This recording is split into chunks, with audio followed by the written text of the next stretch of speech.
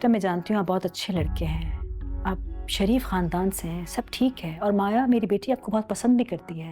मुझे एक दफा खुल के बताएं आप कहना क्या चाह रही, प्लीज प्लीज।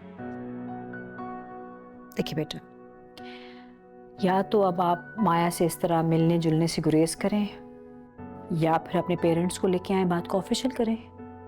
अरे आंटी, इसकी क्या जरूरत थी, इतना तकल्लुफ कर रही हैं आप। अरे नहीं, तकल्लुफ की कोई बात नहीं। इसी बहाने मुझे एक मर्तबा और चाय पीने का मौका मिल गया। आप लें। प्लीज। और बताएं, क्या चल रहा है? काम वाम, पढ़ाई वढ़ाई? आप जी काम चल रहा है। म्यूजिक पे काम कर रहा हूँ मैं अभी फिलहाल। एक एल्बम है, उस पे काम कर रहा हूँ। खैर पता नहीं वो रिलीज़ करूँगा नहीं करूँगा। फिर चैनल पे बड़ा अच्छा रिस्पांस आ रहा है मेरे।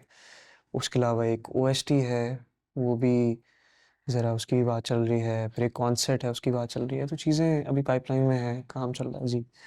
माशाल्लाह, बहुत अच्छा। पढ़ाई का क्या इरादा है? पढ़ाई आंटी ज़रा होल्ड पे है, क्योंकि यहाँ आपको पता ही है पाकिस्तान में डिग्रीज तो है नहीं म्यूज़िक की, तो डिप्लोमाज हैं वो मैंने करने नहीं है। फिर उसके अलावा ज़रा पैसों का भी थोड़ा सा इशू है। लेकिन चीज़ें जैसी अलाइन होती हैं मैं डिग्री तो करूँगा ही, तो वो तो डन है जी।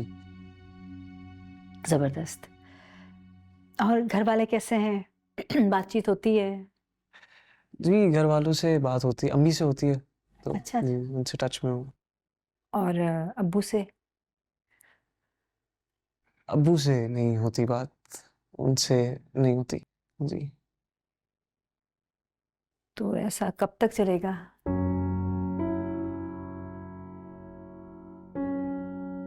मेरा मतलब है, उनसे माफी वाफी मांगने का कोई इरादा है?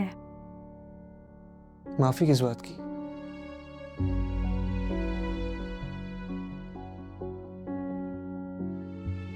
खैर नहीं आंटी, मैंने कोई माफ़ी नहीं मांगनी उनसे, और ना ही मैं उनके पास जाऊँगा।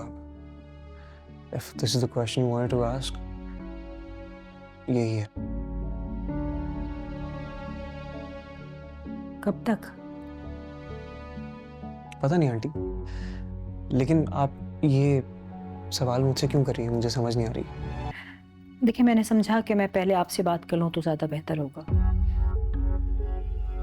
आंटी आपने मुझसे मेरे अब्बा के बारे में पूछा, आपने मेरी पढ़ाई, ये म्यूजिक वगैरह जो भी आपने मुझसे पूछा, अम्मा के बारे में पूछा, आप कहना क्या चाह रही हैं मुझे ज़रा एक दफ़ा प्लीज़ समझा दें। बेटा मैं जानती हूँ आप बहुत अच्छे लड़के हैं, आप शरीफ खानदान से हैं, सब ठीक है। और माया मेरी बेटी आपको बहुत पसंद भी करती है। लेकिन हम जिस मुआशरे में रहते हैं उसमें इस तरह से लड़का लड़की का मिलना जुलना, बातचीत करना इज्जत की निगाह से तो नहीं देखा जाता ना। वो हमारी बेटी हमें बहुत अजीज है, और अभी ये बात दबी हुई है, लेकिन कल कल आंखों खुलेगी तो मोहल्ले में, रिश्तेदारों में हमारी फिर से बहुत बेइज्जती हो जाएगी। मैं क्या करूँ आप मुझे ये बताएं। देखिए, मैं बेटी की माँ हूँ और मुझे इस तरह कहते हुए अच्छा तो नहीं लगता, लेकिन मेरी मजबूरी है कि मैं। आंटी आप मुझे एक दफ़ा खुल के बताएं आप कहना क्या चाह रही, प्लीज़ प्लीज़। देखिए बेटा, या तो अब आप माया से इस तरह मिलने जुलने से गुरेज करें या फिर अपने पेरेंट्स को लेके आए, बात को ऑफिशियल करें। ठीक है, मम्मा से बात कर लेता हूँ। नहीं, सिर्फ मामा से बात करने से मसला हल नहीं होगा, आपको अपने वालिद से भी बात करनी होगी।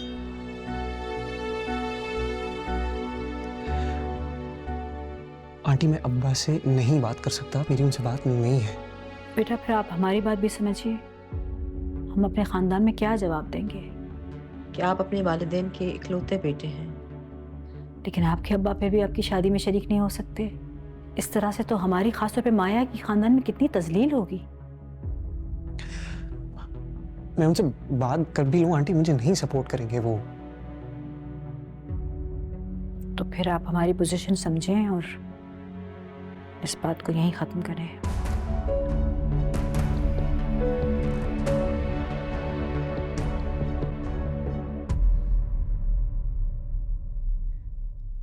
आंटी मैं आपके सामने बैठा हूँ, ये रिस्पॉन्सिबिलिटी लेने के लिए तैयार हूँ, अपनी अम्मा से बात कर रहा हूँ, और मैं क्या कर सकता हूँ आप मुझे बताएं।